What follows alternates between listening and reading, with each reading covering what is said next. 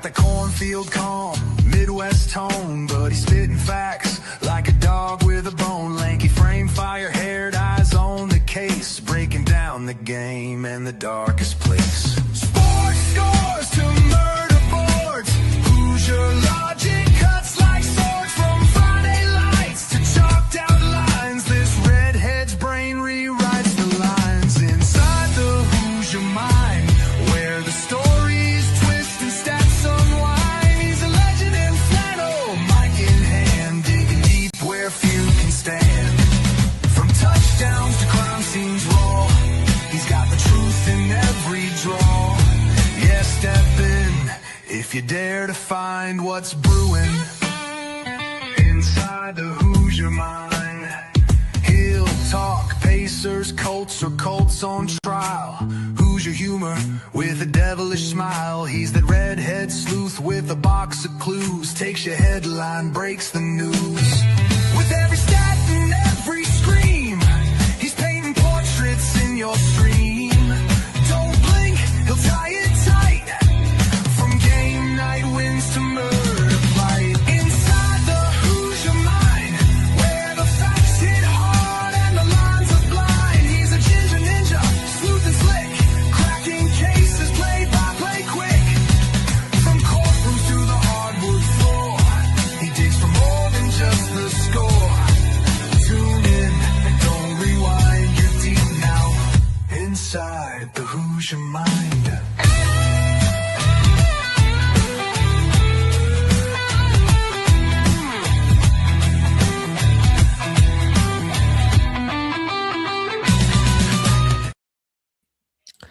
All right, what's up, everyone? Welcome into Inside the Hoosier Mind, brought to you by Military Broadcast Radio, helping give veterans a voice, and Gunfighter Beard Co., helping great beards look great. Also supports a Marine out of South Carolina, all made here in good old US of A. Back with Mike. We're back for 2 weeks in a row, buddy, even amidst this super off season for the NFL. We're streaking. We're streaking. It doesn't matter how we do it or when we do it. We're streaking. We're streaking. We're showing everything that we got off. It ain't much, but we showing it. What do you mean by that? What do you mean by that? Pause. Showing everything you taking off. What do you mean by that? This is a wrong channel. That's the After Dark show. Say we need the Drewski. What do you mean by that? What do you mean by that? What do you mean by that? Or the new Drewski. Can't make jokes about that. Can't make jokes. Right. But nonetheless, though, we got some stuff to talk about because we got some wild stuff going on in college football that kind of crosses some weird boundaries. And it's funny now to see all of the backtracking that's happening as a result of it. Yeah. And then Mike came up with a really good idea of whenever the Heisman voting comes up and the Heisman Trophy comes about, everybody's like, they're advocating for who they believe should get it, who they shouldn't get it. We compare to past winners and past guys who did or did not get the Heisman Trophy. Of course, this season was no different with Fernando Mendoza winning the Heisman. There's a lot of people, Mike and I both included, were like, is he the best quarterback of the season and this year? You can make an argument for yes, you can make an argument for no. Nonetheless, he still won the Heisman. But compared to other guys that have won the Heisman and have come really close, is he that guy? And so Mike came up with the idea. We decided to look at the 5 first-round picks of the last few years, including Fernando. We're going to have them ranked, and then Mike has his list of who he thinks would go number 1 if they were all in the same draft class, and then I have mine as well. It's going to be fun. It's going to be a good time. Mike has a little bit of a surprise thrown in there. I think everybody's going to be excited to see it. But let's get into the first thing, though, with Brendan Sorsby out of Texas Tech. This is something that actually broke last week.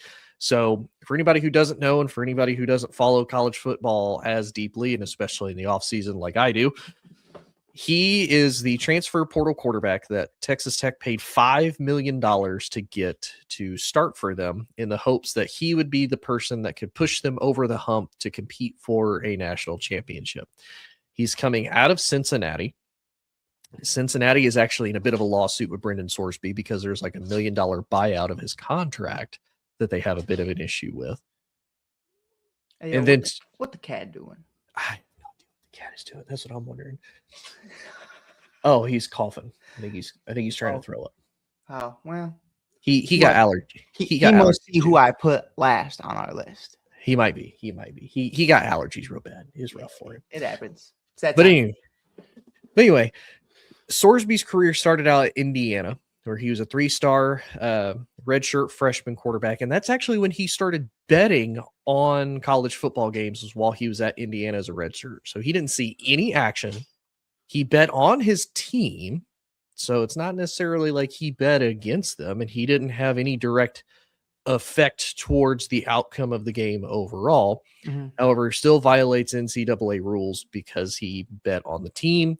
And essentially the NCAA rules are: you can't bet on college football or pro football. You can't bet on basketball. You can't bet on baseball, but you can bet on UFC, horse racing, and basically anything else that these college campuses don't host a collegiate version of. Could you imagine though horse racing in like college? I don't know like how it would work, or like how high schools, because obviously you'd have to recruit them out of high school too. So it's like you would have horse racing in high school. It might be the dopest shit ever. Like I don't know how the Midwest, I don't know how it would work. Have to be a spring sport, how I would imagine. Still a little cold in the spring by the time school gets out. Yeah, man, I know Nikola Jokic would probably be very interested in that. Man, could you imagine he just quits the NBA, he decides to just go full-time into horse racing? See, but like I want to imagine it, but like you see these jockeys and you see like everything that goes into that too, and it's like, brother, I'm sorry, you're way too fucking tall to be a. He's a big dude. Like that horse is not winning no race. God bless that needs to be a Megatron Decepticon horse, man, because there's no way. Like it's gonna be a Clydesdale, but Clydesdales ain't exactly known for their speed, man. Like he ain't winning. He's gonna finish the race, but he not winning the race. One of those Arthur Morgan horses to get that one done, brother. Shout out Red Dead Redemption 2. That was a good game. But nonetheless, though, so it's tipped off that Brendan Sorsby has this gambling problem. He decides to start to take the first steps, literally, and admits himself into a rehab facility, because the numbers that I've heard over the last couple of weeks is that he's done over 10,000 bets since 2022, in the numbers of upwards of about 20 bets per day. And I just want to clarify, they're not like massive, $10,000 bets. He's not, millions of dollars in debt. They're like 20-cent bets here and there on like how many pitches, how many strikeouts. They said that he did bet on both baseball games as well as college football games. And apparently, here's the other plot twist, Mike, before I get your opinion on this whole situation and what you think of it. Cincinnati was aware of this issue, but never said anything, didn't report it. They came out and said, we would never willingly let a player do this because we want to follow the rules as best as we can. But you knew it was happening. Yeah. And you still did it. Sketchy. With all that being said, he did lawyer up, and according to, I don't know how much I want to trust this website, because the name of it is called Bro Bible. Well, how much I should trust this every now and again. But sometimes, but it is different, and it's one I haven't heard. They do seem to think that he might be able to win back his eligibility for his senior year to play this season. Basically, what would happen is the NCAA will have an investigation. Now he'll file an injunction. Now, when the injunction happens, there has to be a ruling from the judge, and it has to be fairly quickly. And basically, what it seems like they're going to try to do is make this happen, make the NCAA really drag their feet, drag this out. And in the meantime, he's probably going to try to play the season and, potentially compete for a national championship. Mm-hmm. Now, Mike, there's kind of two things that go with this, though, that I want to ask you. So the first one with this, I think you bet a little bit more on sports than I do. I know we have a couple of, I say, I don't bet well. That's why I don't bet very much, because I don't bet well anyway. But it is a little bit of fun if you occasionally do it. I know we have a few people that watch the show and that we're friends with. They bet a lot. But you see a lot of this advertisement in the football games, in baseball and basketball. It's like everywhere. Heck, half of these sports shows are sponsored by, FanDuel, DraftKings, all these different sports bettings. Are we surprised that now it's coming finally to fruition of basically a high profile quarterback? It's accessible on their phones. You can do it pretty much anywhere, just about. Now, some of them have weird geotagging locations, like you can't bet in like some states. Like when I was in California, I couldn't make some bets, and I'm like, yeah. really? Well, like I can't make a bet here in Cali. Even U of I did as well as they did in college basketball during March Madness. And if you're in Illinois, you can bet on U of I. And that's like the craziest thing ever. So like It's it nuts. doesn't make sense at all. Yeah. But that's my first question though, is what's your thoughts on this? Basically something that somebody probably figured, hey, this is going to happen eventually. Somebody's going to get caught doing this, which, he has. And now it's going to be made a big stink of, even though now everybody retroactively is saying, no, we need to fix this. This is a problem. Yeah, well, that's college sports in its entirety. We don't have to talk just about gambling. I know the conversation's gambling and everything that comes with DraftKings, FanDuel, wherever you may gamble, it's there. It's available. It's accessible in 2026, whether that's via phone or you go to the casino, whatever. But we've seen this in the past. You are not allowed to profit off of yourself or of other teams. And we've seen that time and time again. We saw that with Johnny Manziel selling jerseys and t-shirts and all this other stuff. And it's like, you're not allowed to have the players' names on the back of the jerseys, or they're not getting compensated for having their names on the back of jerseys because of all these other NCAA rules and violations. But really what it comes down to is only the top can eat, really. And I understand we have NIL deals, so I'm not sitting here feeling bad for anybody in 2026 because there are millions and millions and millions of dollars in this sport. Ask Carson Beck how much he made last year versus how much he's making in the NFL now. But it's definitely kind of like a head scratcher, man, because I'll take it back to baseball. What happened with Pete Rose was a disgrace, and I could beat a dead horse a million times and say that, but everybody already knows that. You know what I mean? But that's just for the sake of argument, where you're going to basically tell me right now that there is a DraftKings casino built into Wrigley Field, but Pete Rose bet that his team was going to win the game, and that wasn't okay. And that's something to me that obviously that has nothing to do with the Chicago Cubs organization, but for Major League Baseball and just sports betting as a whole doesn't make sense to me, because you're basically saying that the league can profit off of this, ESPN and others can profit off of this, but players and coaches cannot partake. And realistically, you're around it every single day. It's like telling me you're a bartender, but you've never had a drink, or you're 20 years sober. Bullshit. You know what I mean? It's bound to happen. And now it did. And I think we've seen it already with the Detroit Lions just a couple years ago and other individuals, but I don't think we've ever seen it to starting quarterback level. I think that's where it's kind of like, damn, but tell me Johnny Manziel wouldn't have got caught up in 2026 if he was playing. Oh, absolutely. And so here's the thing that everybody has made the argument on, and I see it, but it's also one of those, like, I think it's almost a case by case basis. So the argument they make is, for Sorsby, for example, he was on Indiana. He was like the third string depth guy. Like, he wasn't seeing no action whatsoever. He's making these bets kind of the same as Pete Rose on his team to win. He's not betting against him. The argument is you're privy to more information because you're on the team. You know better if a guy's having like a good day, if he's having a good practice, maybe if he woke up sick, if he's not, is he feeling good? Is he not feeling good? So you're privy to outside information that could potentially help you win betting more than somebody else. But let me ask you this. Let me ask you this, though, right? Who's to say I don't know one of these players?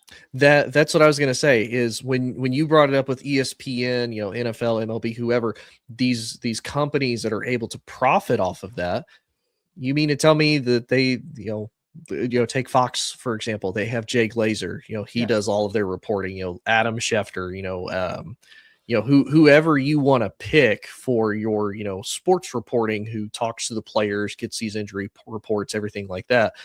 You mean to tell me that you don't have inside information before you make the bet? Like, and here's the thing too, like some people, like you said, maybe the player, maybe you just hear a rumor and it's like, okay, nobody else knows this. You want to tell me Diana didn't know? Never mind. No, she didn't know. No, we're not. You going to tell me she didn't know every time AJ Brown farted in Tennessee? Let's be on. Never. It's okay. That's okay. But it is a weird thing, and And here's the other thing I'd say too. Like you said, it's like if you're a bartender and you're around alcohol constantly, it's like, what else do you expect me to see or do? It's the Right. same with the sports gambling. It's like every single commercial. Oh, this segment's brought to you by this. This, Yeah. is sponsored by the, like, it's everywhere. It's Like exhausting. you can't put it out everywhere and then be like, no, they're gonna behave. Yeah. Like they're 18-year-old kid. Like, like you said, they're making millions of dollars. So I don't exactly feel bad. But at the same time, it's like anybody of any money, it's like, nah, I want to make some bets. Like, It's kind of like, I want some free money. You know what really pisses me off? I hate when you'll see like an ESPN commercial for sports betting or FanDuel or DraftKings, whatever it is. I'm not trying to, nitpick one or the other. They're all terrible because they all end with gambling addiction. Call this number. And I'm just like, what the fuck?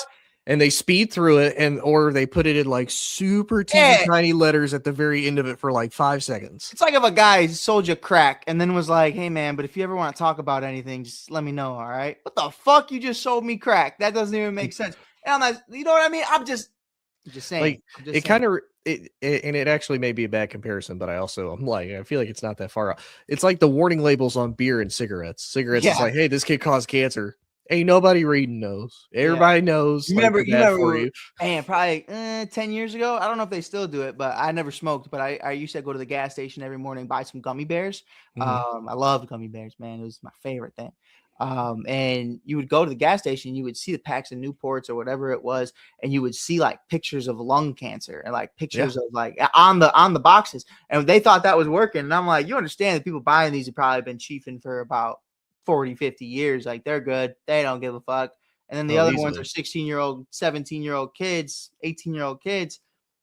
I mean, bro, they don't think they're going to get that stuff. You know what I mean? There's a middle ground where somebody somewhere might look at that and go, oh, but normally that's me holding gummy bears going, oh, like I just came in for the bears, man. Right. Da bears. But no, it is crazy when I was hearing it, and it's like, oh, now they have to get rid of his eligibility. They're, it's going through all this huge mess, and it's like, again, some of these dudes, 18 to 22 years old in college, like one, you're going to make mistakes in life, and is it unfortunate that in this particular instance, you're all but treated like an employee because you make millions of dollars to play this. And realistically, you are going to try to become an employee for a professional organization like the NFL. But it is crazy that it's like, no, you can't participate in that like millions of other people. And that to me is what I think is probably the craziest part is, hey, here you are, you have access to like hundreds of millions of other things that everybody else can't have access to, except gambling. You can't gamble. Yeah, like that's absolutely nuts to me. But we'll see how that goes as far as his whole eligibility, whether or not he'll play, whether he won't play. Tony, before we continue, can we just shoot the shit for a second? I want to talk to you about something that I'm listening to every word you say, but I'm also like checking our socials, checking who's sharing the live. You ever post something and then some random page will be like, send me this post. Hey, send me this post. Send me this post. And I'm just like, what the fuck do you want with this post? Why? Why would I send you this post? It doesn't even fucking make sense. And one time I even did send them the post. I was like, you know what? Fuck it. They got hella followers. If they post my stuff, that's awesome. Then they're like, all right, cool. Send me some money and I'll post it. And I was like, well, I thought $10. That's not what you said, though. You said, send me this post. And I sent it. Now you're asking me, what the fuck? Oh, yeah. I get it all the time. I got it more on my Instagram than I did anything else. Yeah, literally on Instagram just now, just when I saw it. Like constantly. Yeah. I usually, it's like, hey, send me this. Okay. Yeah. Oh, cool. Yeah. If you send me like $10, I'll post it to like 5,000 followers. Oh, okay. Well, hey, but you have 60,000 followers. What the fuck? Why don't I get all? No, just 5. Yeah, just 5,000. For an extra $5, I'll send it to 6. Right. Like the math is not mathing. Come on, brother. Not a fan. Hey, man, but if it's working. I ain't hating on your hustle. Just stop messaging me. right. Because hey, the people that do it, they'll be like, okay, yeah, I'll get my follower count up. Even if they're like bot accounts, it don't matter. It don't matter. It do not matter. Getting where I gotta go. But nonetheless, though, we'll move on to the biggest part. And I think what I think is going to be the most fun is the who would really go number one overall if they were all in the same draft class. Yeah. So we went as far back as 2022. This is currently how it stands right now as far as chronological order. Fernando Mendoza went this year. It was Cam Ward last year. It was Caleb Williams the year before that. Bryce Young, and then Trayvon Walker, the only non-quarterback on this entire list, because not very often that a non-quarterback goes number one overall, but he was the guy that drew the short straw as it were. Duval. Yeah, Duval. So awkward. Just so flipping awkward. But Mike, do you want my list up first, or do you want your list up first? Oh, it's your show, buddy. I'd love to see your list first. Okay, we'll do my list first. Yeah, so let me share this image here. What year was Walker, My by the cat way? continues Before to have allergies. It's 2022. 2022 draft class. I'm just curious to see who they passed up on. I say because I think they had already drafted Trevor Lawrence in the year before. They took him over Aiden Hutchinson. Yep. Kavion. How do you say Thibodeau? How do you say Kavion? Yeah, Thibodeau. Thibodeau. Derek Stingley. Yeah, Derek Stingley. Derek Stingley going third is crazy. Actually, we didn't have a single quarterback go in the top three in 2022. Actually, the quarterback didn't go until number 20, Kenny Pickett. What a terrible class. Dude, it was a rough class because this is the one, if I remember right, this had no, it was a different class. Never mind. A lot of it had to do with like the COVID eligibility stuff. Some of the COVID and just that quarterback class as a whole was really, really weak. I think Sam Howell came out of that class. I remember that. Yeah. I remember him coming out. I was like, "Oof!" Shout out Sam Howell. It was. Yeah, I forgot. Was it Ray? Was it Ray that was a Redskins fan or a Commanders fan? And I was talking to him about it, and I was like, "Man, look, after Trubisky came out of North Carolina, I'd never touch any quarterback that came out of North Carolina." And he was like, "It's different, bro." And I was like, "It's not, bro. It's not." And it wasn't. Malik Willis also came out of that draft class. Hey, starting quarterback of the Green Bay Packers, or the better quarterback of the Green Bay Packers, now with the Dolphins. Man. Did you see him throw out the first pitch the other day at a baseball game? It was so bad. So bad. But you did get other big names. You had George Pickens out of that draft class. You had Alec Pierce. Mm-hmm. You had Kenneth Walker come out of that class. You had Christian Watson, albeit he's the enemy. He was still a part of that. Fuck that guy. You had Trent McDuffie come out of that. You had Quay Walker, Jameson Williams, Olave, I think. Olave, Wilson, Drake London. So some solid players. Just a Tyler Linderbaum, just a terrible terrible quarterback draft anyway. Nonetheless, though, this is who I have for my list as far as who I think would truly go number one overall. Yeah. So I have Caleb mainly because of his versatility.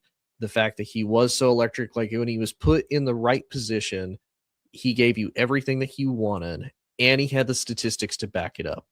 Now, the only bad part is, he never won the Pac-12. He lost to Utah like 3 times, and then his last year with USC was kind of rough, but a lot of that was due to injuries and the fact that USC's defense was absolutely trash because Lincoln Riley refused to hire a defensive coordinator for the longest time.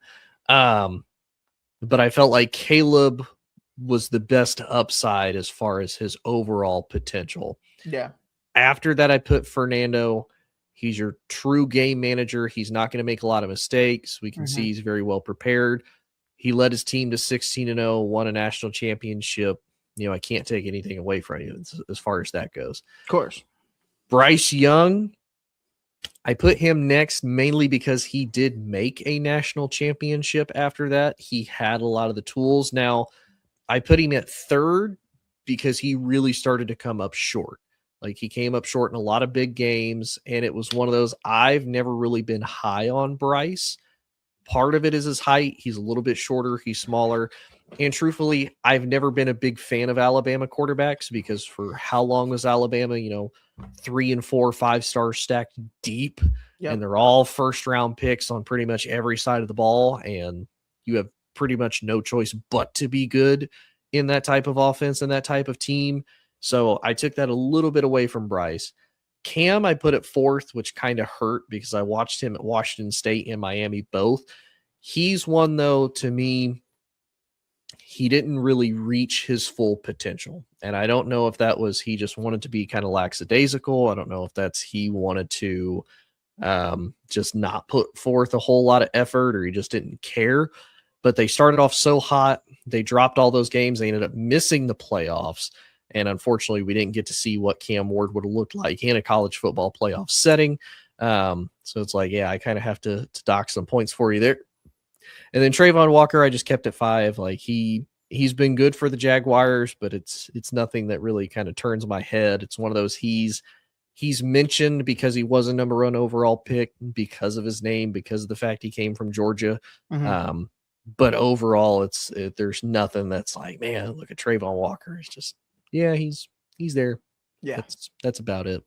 So that's kind of my list as far as how I ranked who and why I ranked them where I did. I like it. I don't hate it at all. I think especially when we're not talking about like who is going to have the best career. I think we're just talking about who in the same draft class we would take. Cam Ward, I feel like if we're talking about who has the best career, I'd actually bump up. I'd bump up higher. But because of what we saw in college, I think he's kind of in that perfect spot because I really wasn't a fan of his game in college. It kind of just looked like high school highlights, and that a big part of that had to do with the talent he had around him or the lack thereof. And then the teams he's going up against, and they were kind of dog shit. And I kind of really agree with everything you're saying. And it's like, you got one guy who won a Heisman. You got another guy who just won a national championship and a Heisman. And then you got Bryce Young, and you're with Saban. You got a lot of playoff experience. I dig it, man. And then there's and if I remember right, I think Bryce also won a Heisman, if I remember right. I think so. I say I'll look it up. Let's see, Bryce won. Yeah, you got it. Yeah. Let's see. He did. He won the Heisman in 2021. Crazy. And he did win the national championship in 2020. He was a part of that roster that Mac Jones was on when he was the starting quarterback and won that. So he is technically a national champion and a Heisman winner as well. Yeah. I love it. All right. Tone, we ready for the list? We ready for the second list? Ready for Mike's list? I'm ready. Right. Let's check it out. So here's where I'm at, Tone. And we'll wait as it comes up, but obviously Caleb fucking Williams would be the number 1 guy still taken in this class. I don't care. The kid had ice in his veins in college. Everybody wanted to say he went to USC, so that plays a big role into the talent that you're playing against. And no, what we saw in 2025 was the same thing we saw the year he won the Heisman. And it just tells you everything you need to know. But if we're basing it off of what we saw in college, the guy was making plays that we hadn't seen anybody really make since Andrew Luck, since Luck, kind of Manziel, because Manziel was that real athletic, like roll out, make the weird throws. Yeah, we saw a lot of that. Obviously with Texas Tech, if I'm not mistaken, with Patrick Mahomes, but it was kind of like a different level of it. It just wasn't Heisman level. So yeah, Caleb number 1. Fernando, I put him number 2. And I'll tell you why. Because I wanted to. No, I'm playing. That's but right. I just think like what this kid was able to do, completely transform an organization, completely transform an entire state from a football perspective, because they have been more productive than the Colts have, and any quarterback that's played for the Colts since Andrew Luck. He has been the best quarterback to play in Indianapolis in the last 10 years. And that is in the NFL and the collegiate level. I said what I said. Argue with your mama. Shout out Andrew Luck, though. I'm not putting him in that category. I think that was exactly 10 years ago. So I think I'm safe there. He retired. He was still playing in 2016, buddy. He didn't retire until like 2019. My bad. I was like, "Woo, buddy." I stand on it. I still stand on it. Shout out Fernando. That's fair. What's Andrew doing nowadays? Nothing. He's GM of Stanford, actually. Shout out to Stanford's football team. Nico Horner, Stanford. That has nothing to do with the conversation. But number 3, I put Cam Ward. I do think there was a lot of raw talent. I do think there were moments where I was like, this kid could be really good. But again, we kind of talk about the competition that you're playing against. And I hate that argument. But at the time, it's kind of just like you kind of got to go with what you have. Number 4, I put Bryce Young because out of all these quarterbacks, the only team that I actually hate is Alabama. Fuck Alabama. So I put him number 4. But Bryce Young is a hell of a talent, a hell of a player. I'd probably put him higher if he wasn't at Alabama. I would never draft a quarterback out of Alabama, like you said. Number 5, I put a wet chair out of Wet Chair University. I did that because Walker never belonged as the number 1 overall pick ever. And that upset me. And that's no disrespect to Walker, but also fuck Georgia because they're the same colors and not the same colors. They are the same logo as the Green Bay Packers. So I would never draft anybody out of Georgia. Obviously, this is very specific. I am very oriented. I stick to my standards. No one can say otherwise. But yeah, man, it's absolute dog shit. And looking back on it, if we, in hindsight, it's 2020, but Aiden Hutchinson was there, man. And the year Michigan was having too, and that defense was so good with Harbaugh, and it just didn't make any sense. This is a kid, a hometown kid, playing for his college university. I mean, it just it pisses me off to this day that he wasn't a number 1 overall pick. And I would love it even more because then he wouldn't be a fucking Detroit Lion and it wouldn't be my problem. Right. Walker would be a Lion and things would be a hell of a lot easier. Let's see. So I wanted to look up his stats just to see like what it was a monster season. I remember it being a monster season. I remember it being all about the hype, but I don't remember. I'm going to look up all of his stats.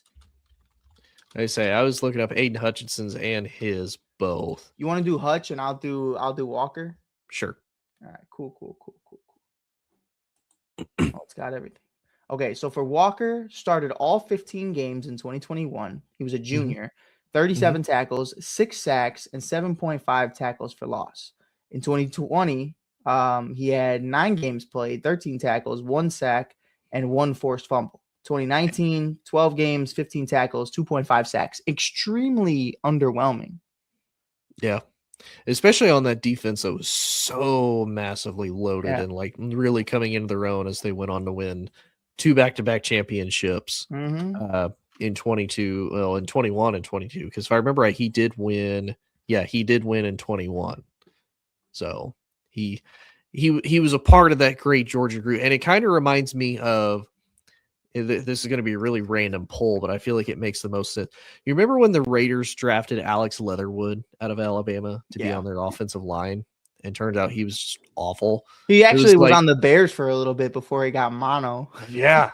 Like, I feel like he was one of those, like, you're a part of the group project that everybody gets an A on. Yeah. But it's only because you're a part of that group. Like, literally, you didn't contribute a whole lot. You did a little bit. And it's like, everybody gets it. I will say to that, I did sell myself on that when he did end up becoming a Chicago Bear. And I think a big part of it was just like, bro, wasn't he like 6'7", 6'6", 330 pounds?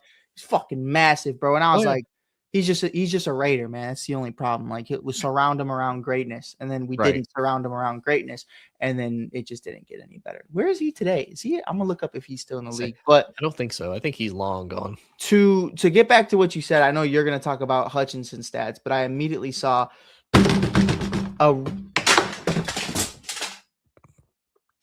a record-setting 14 sacks in 2021 for Hutchinson. That is why the light fell. That is why I just hit my table, because Tony, what the fuck are we talking about? You didn't take this kid number 1 overall. Yeah.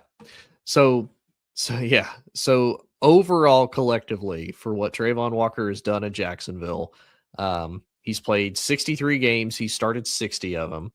He's had 200 combined tackles, 101 solo, 99 assisted, 27.5 sacks, 36 tackles for loss, 1 interception, which was all the way back his rookie's year.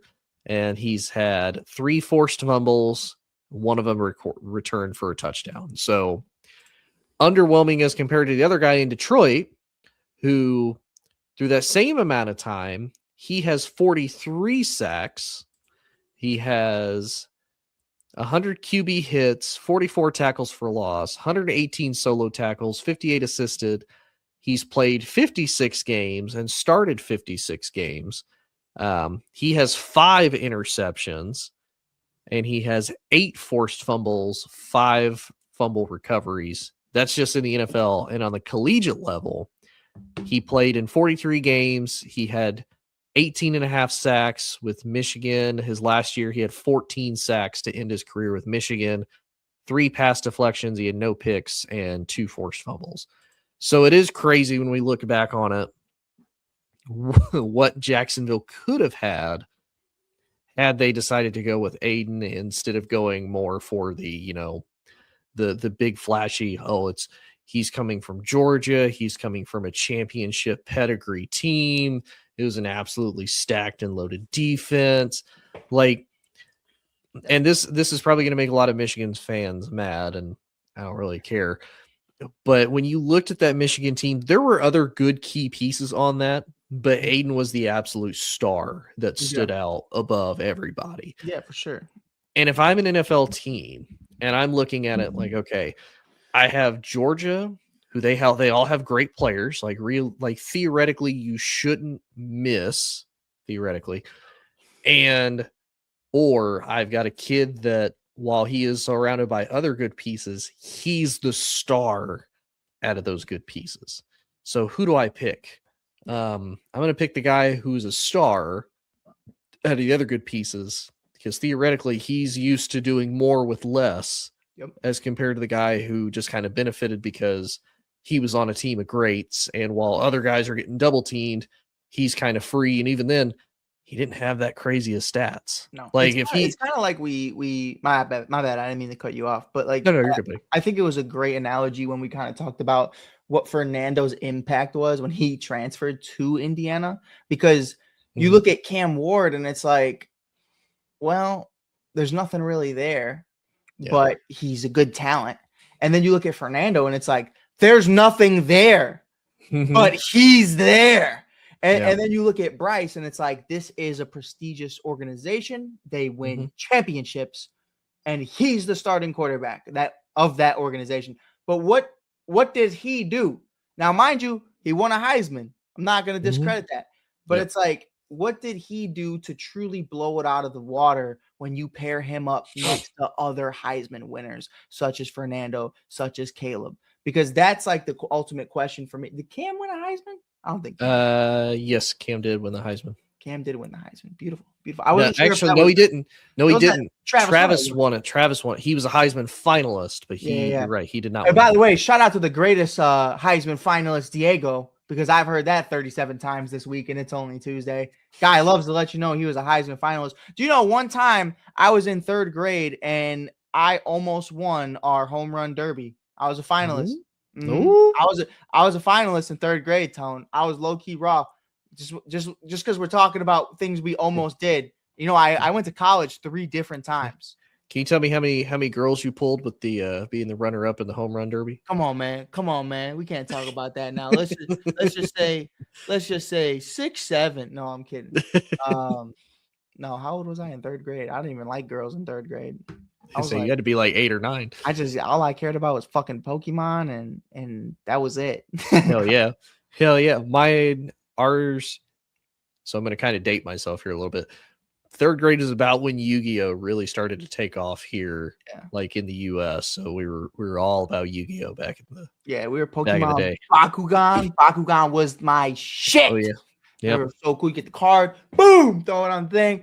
But it was like you could never like really throw it because then it would like fly off the thing. But yeah. But no, it is crazy, and I will say too, it's one of those. I didn't like Bryce, 1 because he's from Alabama, 2 because he's a quarterback from Alabama. Yeah. But it is crazy, and 2, I think the other thing that also makes me dislike Bryce, and I think it shows for a lot of these quarterbacks as they come in. And this is where I think it also makes the difference for Caleb, is even when he didn't really have a whole lot of support, Caleb still managed to make stuff happen. It was ugly. It was not great. There was still stuff needed to be fixed. Obviously, they finally got it fixed with Ben Johnson and all the pieces and everything that he brought to Chicago with him. For Bryce, I feel like he's never had that ability so far to bounce back, and now they're finally giving it to him. So it'll be interesting to see, does Carolina truly view him as the long-term future, because they've benched him. They let Andy Dalton become the starter for a little bit. He's had to come back and fight, which I'm going to be honest, to me, and I could be wrong because I mean, Sam Darnold proved us wrong. To me, that kind of spells doom for a first round quarterback, especially a franchise quarterback. If you they threw you to the fire, you sucked because they put absolutely nobody, like your best weapon was Adam Thielen at the end. Like that's a terrible thing to do to your franchise quarterback. Like, here you go, buddy. Just here's some broken toys. Make it work. It was like when we had Chase Claypool, and I was like, poor Justin. Right. Like Justin Fields, perfect example. Darnell Mooney, Chase Claypool. You're just like, fuck. Like this is all he's got. This is what you're giving him, and you expect just magic to happen. Yeah. And the bad part is Justin was good enough. He still made stuff happen. Like, it didn't always equate to wins. Dude, I was watching but he made stuff happen. 2022 Justin Fields highlights the other night. Mm-hmm. Man, bro. Like, hey, look, I'm happy where I am. I'm happy. But sometimes you go through memory lane and you're just like, what a time. What a time it was. That kid was the only reason to turn on a Bears game on Sundays. So here's the other question that I think I've asked you, and maybe you've been asked before. Yeah. And again, I know you're happy, and I feel like realistically it would be a win-win no matter what. But if you put Justin Fields on the Bears team that you've had since 2025 to now, do you think the success is about the same, better, or worse? I don't think it's nearly the same. And I mean that with all due respect, because I was the biggest Justin Fields believer. I still love Justin Fields, and I wish him nothing but the best. But I'll tell you what, that final play in the fourth quarter, the Bears are down, fourth down, and Caleb runs 15 feet backwards. Oh, yeah. Justin Fields would have did the same thing. He would have tried to get out.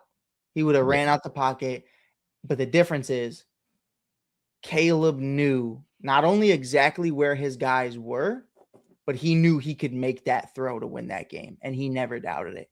Justin, where he was, I think as a Chicago Bear mentally, he would have tried to run somewhere. You know what I mean? Run to the end zone, try to just Madden joystick his way into the end zone. He wouldn't have thrown the ball. And I just think we've seen that with him in Pittsburgh. We've seen that with him in New York. And that's not going to change. Caleb Williams is the greatest thing in Chicago since a baptized Portillo's beautiful Italian beef. Like, there's no other way around it. And I mean that truthfully. And me and you we sat here when Justin Fields got traded on St. Patrick's Day. We were in a live, and I was very emotional about it. One, because it was St. Patrick's Day, and two, because it was just, I hated it. I grew up loving the kid. I still love the kid. I don't mean to turn this into a long tangent, but like, that's the moment I knew what a real quarterback was, when I watched the Bears come back and become the cardiac Bears throughout this season. Because in my lifetime, Jay Cutler was good. Jay Cutler, I would even say Jay Cutler sniffed greatness. But I had never seen a Bears quarterback do what I saw Caleb Williams do in 2025. And it don't matter. He don't give a fuck of what my opinion is. But he earned my respect the entire way. Even prior to this season, when he got sacked over 60 times in 2024. That kid's got fucking balls, man. That kid's crazy. And especially for the initial reports, his dad and everybody, we don't want to come to Chicago. We don't want that. And then he had to come back and say, no, That's not true. And all the hate that he got for painting his nails. Well, here's can I tell you something too? We can talk a little bit of baseball on here that I find very interesting. Rock Chalowski at UCLA, now currently the shortstop in college baseball, consensus #1 overall pick, according to many people throughout the league. The Chicago White Sox have the #1 overall pick. And I'm listening to 670 The Score last night, and you hear them talking about how reports are trickling out that Rock might not want to be a Chicago White Sox, and he might actually tell them, don't pick him. There's conversations that he doesn't want to be a part of the White Sox. I would tell Rock Chalowski this: go watch the Chicago Bears from 2020 to 2023. Go watch those games. Then go watch Caleb Williams against the Green Bay Packers in the playoffs. Then go watch him play against the Rams. And not just watch the game, look around. Look at the fan base. The Chicago White Sox have been historically dog shit for the last better half of a decade, lost the most games in Major League Baseball history. I understand that maybe there's rumors and speculations that he doesn't want to be here. Caleb Williams had those same rumors and speculations, even though we had never heard from Caleb Williams or his camp that he didn't want to be here. Yeah. I would say watch what happens when you win the city over. Because when you win the city over, you have not only your next contract where you'll be set for life, but you have the city of Chicago eating out of the palm of your hand. So take notes from Caleb Williams, guys like Pete Crow Armstrong, who, even though Pete hasn't really won an MVP or won a World Series with the Cubs yet, you see how he embraced the city and they embraced him right back. And winning that series in October last year in the playoffs and making it to the NLDS, what that meant for the city and how they supported him. That's what I would say right now. I don't know what it is about guys not wanting to come play in Chicago or the rumors trickling out, but it's bullshit. I am a diehard Cubs fan. I got my Mo Baller t-shirt on right now, and I'm telling you, Rock Chalowski is going to be a Chicago White Sox, and he would be an idiot not to. But I hate that stuff, that narrative tone of like guys saying, oh, like it kind of trickles out, and I feel like it all starts with the agents. Yeah. But it's just like, get the fuck out of here, bro. You're coming. You're the #1 overall pick. You're not going to delay your free agency. You're not going to delay your draft. You're not going to potentially fuck up who's coming in next year, because if you're a quarterback this year and you say, oh, I'll go next year, Arch is going next year. So you're automatically not the #1 guy. I don't know. What do you think, Tone? Is that smoke and mirrors, or do you think like when you hear stuff like this, there's validity to it? I think there might be some. And here's why I say that, because you got to think about it. In every major league, as far as whenever you have a #1 overall pick, it's usually because your team was absolutely awful. And so from the get-go, you're potentially going into a really bad spot if you're the #1 overall pick. And so from the get-go, you're having to climb uphill. And I think for some, they might look at it like, man, oh my God, I just saw my dad. Did you see mine too? Yeah, they're holding hands. Aw. Stop it. But I think part of it is, if you're not from the Midwest, and especially if you go to college at like UCLA in California, where the weather's always nice, it's warm, it's, the West Coast vibes are completely different from anything else. And then it's like, hey, you got to go to the Midwest. You got to go to Chicago. Yep. Like, man, it's different. It's cold in the Midwest. Like, it's a whole different type of culture. It's a whole different type of people.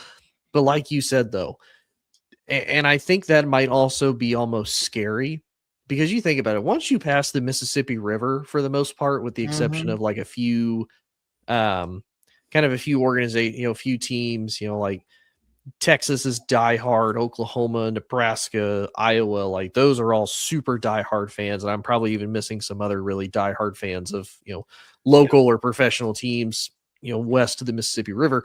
But once you get past that on the east side of it, Chicago, Cleveland, Detroit, even some Florida teams, Alabama, LSU, for example, the East Coast, like Philly and New England, those are all diehard areas. Like you said, if you embrace the area, if you do really well, you are going to be absolutely praised for it. Now, if you suck, you are 100% going to hear about it. If you suck, play you suck. terrible, like you are absolutely going to know it when that happens. Yeah. So I wonder if that's maybe part of it, because realistically, you look at everything else. Like if I'm looking at it economically, it's cheaper to live in the Midwest than it is on the East Coast, on the West Coast. Oh, I had something for you, by the way.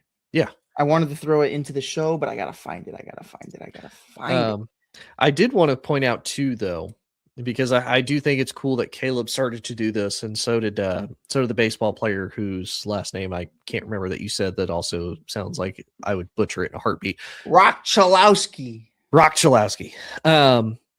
What they've done, and I think you posted this video of, you notice if you go to a Bulls game, who's there? Caleb and him. You know, if you go to like a Cubs game, who's there in the stands? Yeah. Them. Like they do. Realistically, like if you look at LSU as well, if you look at Lane Kiffin, like the women's basketball team and vice versa, like all of those sports support each other. Like they're all deeply connected and deeply interrooted of like, hey, our entire athletic department is going to support each other. Like all these big names, all these big people are going to be around these sports to show our support. Yep.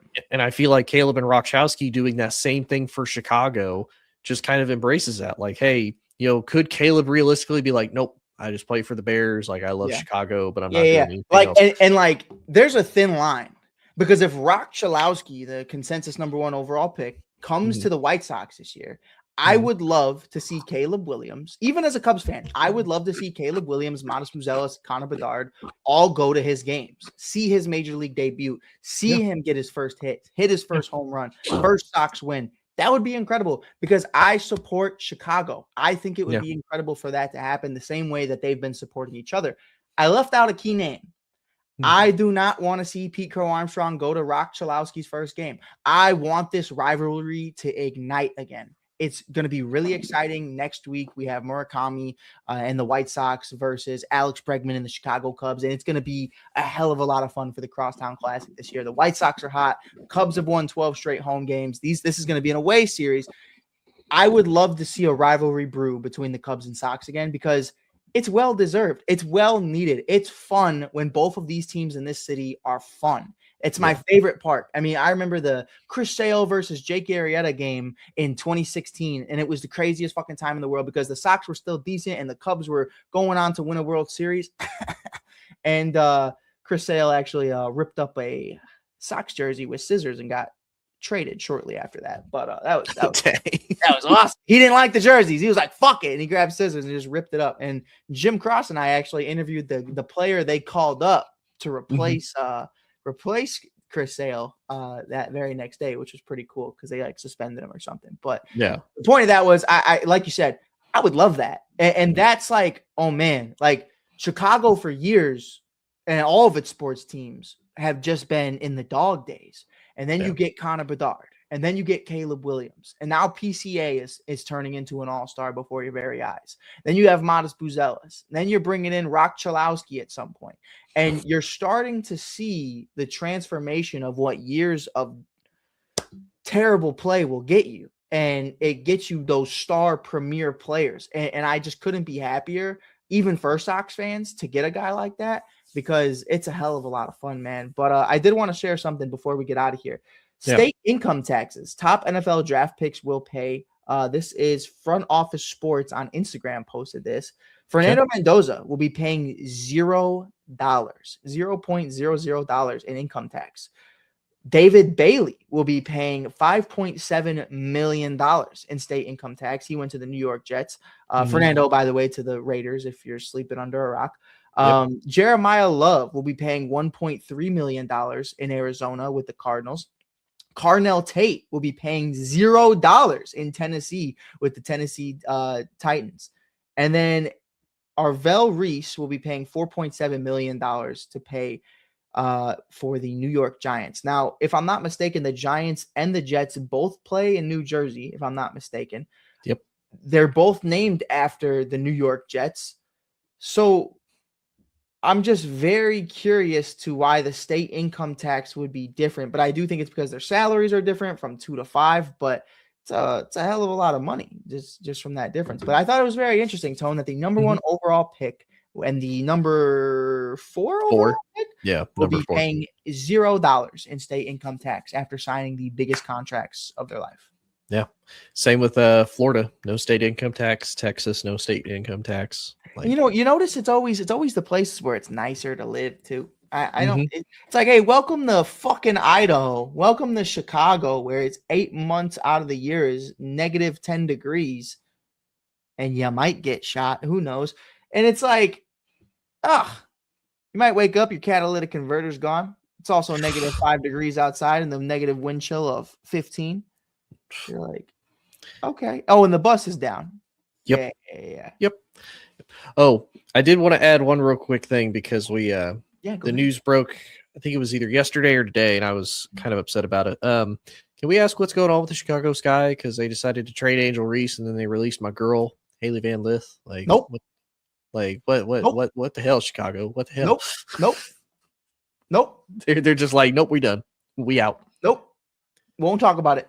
Won't talk about it. Won't talk about it. Tone, I love you. Won't talk about it. I know. This dude is. I'm like, what happened? Y'all were all good, and then they're like, nope. Won't talk about it. I am officially a Phoenix Mercury fan. I will follow Kalia Copper wherever she goes. And that's it. That's it. That's fair. Won't talk about it. Will not. All right, buddy. Well, I appreciate you being coming on. It's fun as always. Hope everybody enjoyed. If you liked everything that Mike had, check Mike out at the Shy Kid on all of his social media. If you like what I have, you can check out Inside the Hoosier Mind on all social media. Also, make sure you check out Military Broadcast Radio, all of our great other veteran DJ hosts. Awesome with a ton of life advice. There's other sports guys. There's life advice.